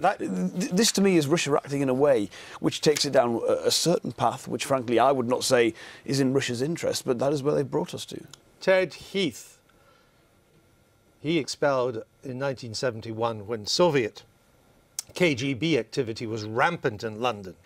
Almost getting out of control. He expelled 105 diplomats, 105, most of them KGB. Of course, there was retaliatory action against the British in Moscow. We're expelling 23. Is that enough? Well, I'm not sure of the total numbers retrospectively with the 70s I've just told today. You. I think sort of a list of 39 were published, I saw by the BBC earlier on. So in terms of 23, I think that's a significant number, certainly more than the 4 that were expelled 10 or so years ago. But it's just part of a process. We're beginning this process now. We've taken action with the expulsions. We're looking now at tightening legislation. That's right. We've also got to look at this international response and build that international response, because this is an attack on democracy. It affects not just the UK, it affects other Western countries. But what should that international response be? Well, I think that, as you said, this is a calculated attempt by Russia. The use of the Novichok nerve agent. That's the name of the nerve agent. Yes, and highly dangerous nerve agent that suggests the potential for further attacks in the future, must be taken seriously. And we have this briefing of the Security Council tonight. I know that Donald Tusk has ensured that this is on the agenda at the EU Council the following Tuesday. But will the British government, in your view, should the British government ask for the tightening of sanctions? There are already sanctions in place. They have actually been causing more pain than has been reported in the Western media It's resulted in the failure, for example, of the Russian oil industry to be able to get the capital that's needed to modernize oil extraction. There's quite a lot of pain. I've seen evidence that the machine tool industry in Russia is in serious trouble, that its capital is just really crumbling away. Should we ask for more sanctions? Should we lead an international effort to get more sanctions, or should we leave it where it is? I think you can't simply just have, rhetoric of taking action and not following through. So in terms of further sanctions, economically or otherwise, absolutely. I think that's a proportionate response, looking at actually the effect of how it's going to impact on Russia and also, above all, Putin's regime. And you're nodding on that. You would support that? Yeah, I agree with you that the sanctions, that I understand them, have actually had some quite profound effects in Russia, but this is an escalation from what the position was when they were introduced, and I can't see how we can't respond to that. Okay. Laura, we have a Russian guest I'm anxious to go to in a minute, but before I do, Laura, a thought for, because I think you're going to have to go and supply many other media outlets of the BBC. Yeah, I am going to have to go, but I think it's very likely that the government will try to get its allies on board to push for further sanctions. But of course, particularly at the UN, that is extremely difficult. There are other things that can be done with the EU, but Theresa May will want to be sure that she can count on her allies to be supportive before she pushes forward with a high-profile request for sanctions, because, of course, if it's then not followed up with support from our allies, that leaves her, in turn, looking rather isolated. So I suppose, given the importance of London to the Russian diaspora, particularly the wealthy end of the diaspora, there is bilateral action that Britain can still take. Indeed, and the things that she has already outlined today will, of course, not be without impact. There will, of course, be consequences from this. 23 out of the 58 diplomats will be leaving by the end of the week. OK, that's not everybody having to go home apart from the ambassador being left on his own in the office, but that will have a consequence. The idea of potentially being able to stop people at the border, that will have a consequence. Now, I think it is highly likely the government will try to lead some kind of international coordinated response that will feel like it has more gravity and more impact. But this is a sort of 360-degree picture. This only happened last week. Yes. I think this is as much as the government has been able to do so far, but I think it's certainly not the end of this kind of action. And of course, we know there's another suspicious death that was reported yesterday, another one in New Malden in the suburbs of London. So, this may well become, who knows, but this may well become one of the defining issues of the government in the next couple of years. How do we deal with this? How does Britain in this era deal with this when all the other challenges that the country faces and our relationship, particularly with the rest of Europe and, of course, with the US, is changing so much as well? No, it's another huge factor in the mix. We'll leave it there. Laura, we'll let you go. Thank you for being with us today. Let me welcome Oleg Kashin, Russian journalist, a political commentator. You've worked in Russia itself. You're now based in London as a journalist. Given the manner of the assassination attempt, that the nerve agent used would be discovered, that it would be seen to be... Novichok. What was the purpose of doing it this way? Nobody knows, and actually not so much Russians believe that the Russian state was an initiator of this attempt of murder.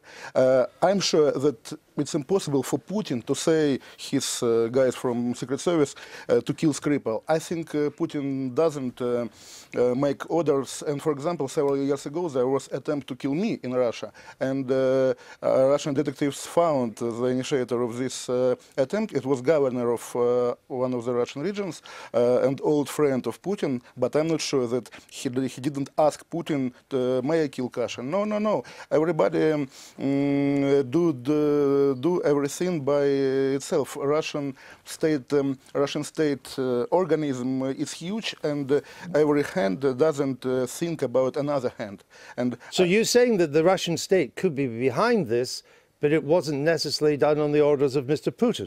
What does it mean, Russian state? Because you say Russians. Maybe you mean Putin, but I hear that you mean all Russians, including me. But I didn't try to kill Skripal. No, I don't think anybody's saying the Russian people tried to kill him at all. But it seems the view of the British government that an agency of the Russian state was involved in this, it had the nerve gas. I mean, this isn't a gas you concoct in your kitchen overnight. This is a state but Russian kitchen is huge, yes, and we had a lot of people. We have a lot of people in this kitchen. And what person is responsible for this attempt? You don't know, I don't know, and maybe Putin don't know.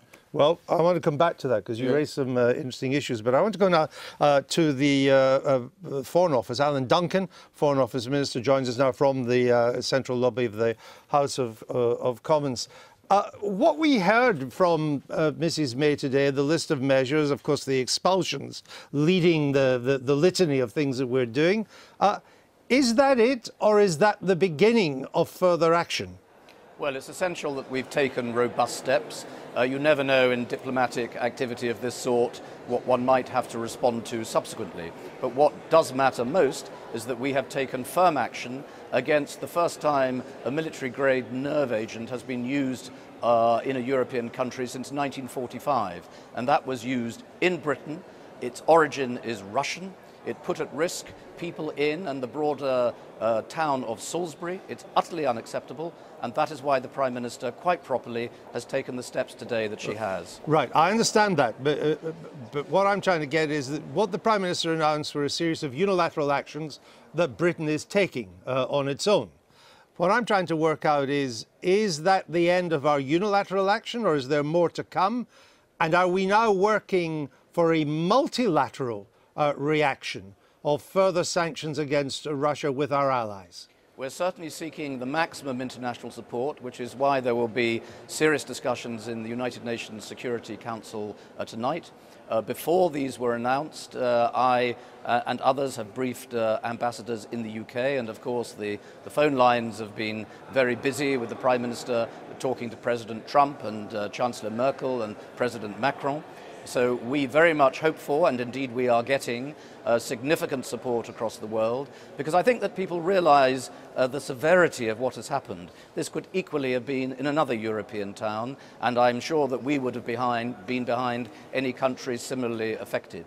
So we have just seen a statement from NATO, and I'm sure there will be action in the United Nations, but don't forget the Russians have a veto on certain things there. But I hope that the international support will be very, very strong and firm, because we cannot see the proliferation of chemical weapons of this sort.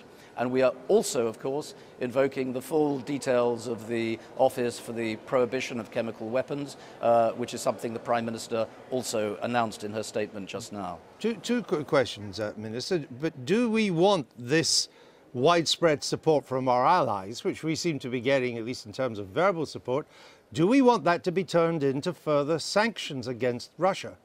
I think that this will depend very much on subsequent Russian reaction. These things don't just get done in one day, but the first steps we've taken are absolutely right. The Prime Minister herself made it quite clear that we have the option of increasing sanctions by introducing legislation to increase our border controls in order to prevent people who we consider to be people with hostile intent. But we can do that unilaterally. What I'm asking is, do we want a broadly based further response? That, I think, will be a matter of further discussions. You're asking questions one cannot answer immediately after a statement of this sort. Minister, what I'm trying to do is, I know you're going to have discussions. That's what diplomats do, though clearly not with 23 Russians anymore. I know you're having discussions. I'm trying to get from you the purpose of these discussions. Is the purpose of these discussions to build an alliance for tougher sanctions against Russia? Should other countries so wish to combine to do that, I'm sure we would welcome support in that form. But in addition, by the way, we are going to do something very important here as well, which was the Prime Minister announcing that we wish to work very, very cooperatively with the Labour Party and other parties in Parliament, which I am already doing during the passage of the sanctions bill, which is going through Parliament at the moment, to introduce something which is named the Magnitsky Act, which means that we will focus on people who breach human rights by being able to have strong sanctions against them. Well, you've changed your mind on that, haven't you? Labour have been pushing you to do this and you've resisted. No, that's not right, actually. In the committee stage, we made it absolutely clear that we thought because of the importance of this, it's essential we have cross-party agreement, and I think it's something that's much better decided on the main floor of the House of Commons than it is in just a committee room upstairs, because there are very strong feelings about this, and rather than play party politics with it, we would like this to be a united, agreed House of Commons parliamentary statement on this particular part of the sanctions bill. We as in the British state, have accused the Russians of this act. We think that the evidence, the Prime Minister tells us, is overwhelmingly that it was from Russia, that it was the Russian state's involvement. The Russian state, as we've been hearing, of course, has many arms and many outlets. And we think that this nerve gas has been kept in Russia despite previous chemical warfare protocols. The Russians have asked for a sample of this nerve gas. Why wouldn't we give them a sample? Look, in asking for that sample, they're just playing games. What one has to appreciate first and foremost is that the very existence of this nerve agent is a breach of the Chemical Weapons Convention. Its use is even more so, and the organisation through which we work is the Office for the Prohibition of Chemical Weapons. So we are doing things properly, and I would urge people not in any way to allow themselves to be diverted from the fundamental, very, very severe facts here by gamesmanship on the part of the Russians in order to trying to play these games like asking for samples and things like that. We know the origin of this nerve agent, and we gave the Russians a clear option. We said, either you did it, or if you didn't, tell us how on earth it got out of the production facility which you control. And instead of answering that question properly and responsibly, they have treated us with sarcasm and disdain and patronising deceit, and that is why the Prime Minister has announced these actions today. If the Russians have held on to this nerve gas and used it in Salisbury against various chemical weapons protocols and agreements to ban such weapons and indeed to destroy the arsenals of such weapons, if they've done that and used it, they're hardly likely to admit that they've got samples of this, are they? No, but I'm afraid the evidence points to them so clearly because we know the origin of the nerve agent, and that is why we are going to the OPCW, and I've no doubt that in due course further conclusions on this, which I'm confident will corroborate our conclusions, will come from that, which is the proper organisation for prohibiting chemical weapons. All right, we'll leave it there. Minister Alan Duncan from the Foreign Office, thank you for joining us live from the House of Commons, the central lobby there. Russian journalist Oleg Kashin is still with us, and I'm joined by Robert Hannigan, who's the recent, now former, director of Britain's Intelligence and Security Agency, GCHQ. Welcome to the programme. If we accept that the British government is now pretty clear that the Russians did this and it was a Russian state involvement, what I'm still trying to get to the bottom of is that they chose the assassination using this method, using this agent, which meant that their complicity could not be disguised. Did they want it to be known that they were behind this? I think it's a key question, and I think the answer has to be taken in the context of the pattern of reckless behaviour in cyberspace, in interfering with elections, and on the ground, where they increasingly don't care. I mean, they are stepping outside the normal rules of behaviour between civilised nations. So Putin has decided to do that. It's a choice he's made.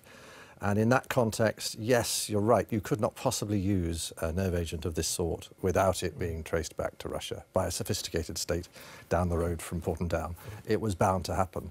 So everything points to him not really caring, and that's true of other things they've done over the last 4 or 5 years.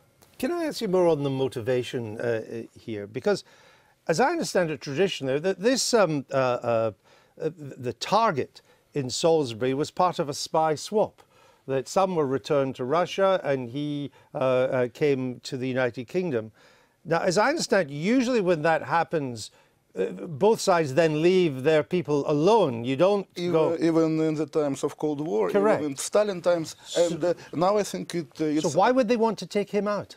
it's argument for Putin now, because maybe it isn't Russia, it isn't the Russian state. Nobody knows who did it and why. Maybe, you know, today in one of the Russian tabloids, but influent tabloid, Mesh, it was the interview of the niece of Mr. Skripal, and she said that Uncle Serezha was damaged by angry woman who didn't want... so this angry woman had nerve gas? Yes. He bought but that's nonsense, isn't it? You know that's nonsense. So this is just fake news and disinformation. Let's try and stick to the facts here. What could be... first of all, he was a relatively low-level agent. He had almost certainly He was an HR specialist in Russian military. Right, yeah. He had probably told the British just about everything that he knew in terms of secrets. He could still mark the British card in terms of procedures and the way Russian intelligence operates. But why attempt to take him out is what I'm trying to get at. Nobody knows motivation of attempt to kill Mr. Skripal, but actually I know that it's all right that now we have new British sanctions against Russia, and you should know that any external pressure to Russia from USA, from United Kingdom, from Europe, any external pressure make Putin stronger inside Russia, because you British state, you say, you, Russian citizens, should choose between Mr. Putin, I don't like Mr. Putin, and Mrs. May, who wants to make our lives, Russian lives, worse. And now a lot of Russians will choose Putin, even if they don't like him. Yeah, though a lot of people think that Mr. Putin, or at least those around him, are doing this because the Russian economy is so bad, the levels of poverty outside the major Russian economy cities. is so bad, but in Russia it's very popular, this sentence. But this is bread and circuses for the masses. We didn't live good, and now we haven't a reason to live good, really. The Russian ambassador, or the Russian embassy, has just issued a statement here in London. The ambassador was summoned to the Foreign Office, informed that 23 diplomats were declared persona non grata, which is the diplomatic language for saying you have to go home. They say, we consider this hostile action as totally unacceptable, unjustified, short-sighted. All the responsibility for the deterioration of the Russia-UK relationship lies with the current political leadership of Britain. There'll be a response to the response. Can that response hurt us? I think at this stage in the relationship, probably not very much, because the relationship's at a low base and can't get much lower. There's not going to be much communication from diplomats or anyone else. So it's formalising what's already happening. It's a first step. I think the more important things are those the Prime Minister pointed forward to, and that is targeted economic sanctions against individuals. There is a great deal of regime-connected money and individuals and assets flowing through London. That's what will hurt Russia more. And you think that is now going to be the British government's intention? We have the intelligence and the capability to do this, to identify the money flows, the asset purchases, and from whom who the beneficial owners were. I think it will take time, obviously, which is why it's sensible not to announce it today and to do it overnight. But absolutely, and there is no place for that kind of money in the economy anyway, so it's a good moment to bear down on it. And I think other countries are looking at the same. There's a general sense that patience has run out in France, in Germany, as you saw, in the United States and elsewhere with Russian behaviour, and they are going to isolate themselves further. And it's really important, I think, that this is a choice that Putin is making. And I thought the reaction has been pretty measured so far from here, and that's right, because we don't want to play into his hands. A lot of this is about internal politics. It's about distraction so that the people can be united around a sort of nationalist flag. But that's the bread and circuses absolutely, part. Absolutely. Or at least the circus. There may not be so much bread. But in your former job, you didn't just see a lot of intelligence. You saw information that was in the public domain. My understanding is that the Russian economy is still overwhelmingly dependent on fossil fuels, that 4.5 million Russians have left the country because of economic prospects were so poor. Demography is a real problem. Russian machinery industry is collapsing. How bad is it? Well, Russia, I'm not an economist, but Russia as an economy is smaller than Italy, and bolted onto this is the trappings of a superpower, nuclear weapons, a vast military and intelligence machine, which essentially control the country. Putin is just one of that little group, a large group actually. And I think that isn't going to change, even if the leader were to change. Will this end badly? Where does it go from here? 2 years ago, go from here. I don't know, but I'm not sure that now Russia is the best place for living. You're not sure that Russia is the best? Now Russia, it isn't the best place in the world for life. It isn't? Oh, really? Because of the state of the economy? Not only economy, all political situation and the social situation, maybe. Is is Russia heading I mean, it's now moved in a substantially authoritarian direction. Yes, but it's not very good for us to be, for you citizens of Empire of Evil. And during the last 20 and 25 years, there was no one moment that we could understand West is our friend. Now your enemy is Putin, and I'm not sure that you need 140 million enemies. And post the Cold War, there were plenty of Western foreign policy mistakes. Now we have a new Cold War. I think that's very fair. That we may be reaping the consequences. Absolutely. Russia needed to be helped to reform its economy, to diversify, to tackle corruption. We missed that opportunity, and unfortunately... who's help? It'd be a while before it comes back again. Gentlemen, all of you, thank you for joining me. That's it for today. Joe will be here tomorrow at noon. Much more on this developing story. I'll be back tomorrow night on BBC One with This Week, when we'll also be covering this story. Thank you very much. Bye-bye.